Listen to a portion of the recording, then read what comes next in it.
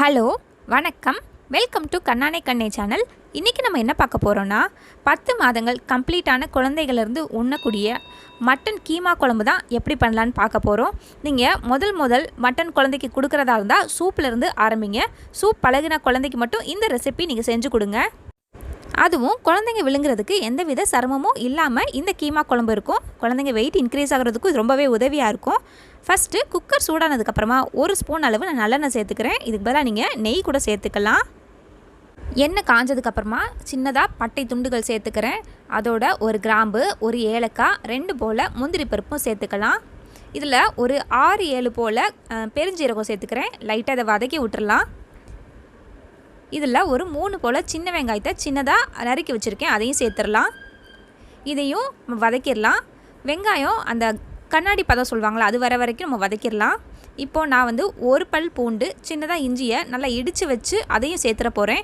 இதுக்கு பதிலாக நம்ம 1 ஸ்பூன் அளவு இஞ்சி பூண்டு பேஸ்ட்டு கூட சேர்த்துக்கலாம். இடித்தோம்னா கொஞ்சம் வாசமாக இருக்கும், அதுக்காக நான் சேர்க்குறேன். இதையும் நல்லா நம்ம வதக்கி எடுத்துடலாம். இப்போது நான் ஒரு பாதி போல் தக்காளியை எடுத்திருக்கேன், அதை சின்னதாக கட் பண்ணி அதையும் நம்ம குக்கரில் சேர்த்துடலாம். நல்லா வதக்கிடலாம். தக்காளி நல்லா வதங்கியிருக்கணும். தக்காளி நல்லா வதங்கினதுக்கப்புறமா நான் ஏற்கனவே ஒரு மீடியம் சைஸ் உருளைக்கிழங்க நல்லா தோல் சீவி சின்ன சின்ன துண்டுகளாக கட் பண்ணி எடுத்து வச்சுருக்கேன். இந்த துண்டுகளையும் நம்ம சேர்த்துடலாம்.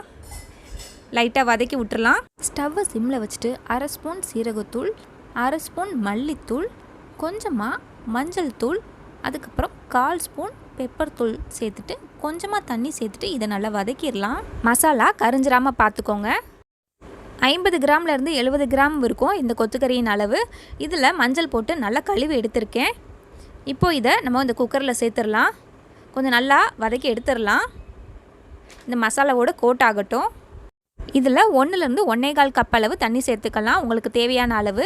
நான் மதியம் சாப்பாட்டுக்கும் அதுக்கப்புறம் நைட்டு இடியாப்பத்தோடு மிக்ஸ் பண்ணி கொடுக்குறதுக்கும் நான் சேர்த்து தண்ணி ஆட் பண்ணியிருக்கேன்.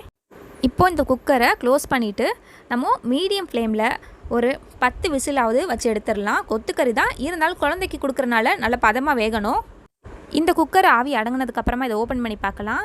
நல்லா வெந்துருச்சு. இதை நம்ம சூப்பாக கூட குழந்தைக்கு கொடுக்கலாம். அந்த தெளிவான அந்த பகுதி இருக்கு இல்லையா, சாறு இருக்கு இல்லையா, அதை சூப்பாக கூட நம்ம குழந்தைக்கு கொடுக்கலாம். இப்போ இது நல்லா ஆறட்டும்.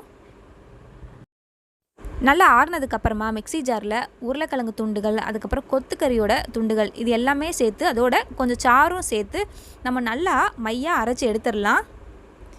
இப்போ பாருங்கள், நல்லா அரைச்சாச்சு. அதோட பதம் பாருங்கள் எந்த அளவுக்கு இருக்குன்னு, அப்படியே க்ரீம் போல் இருக்குது.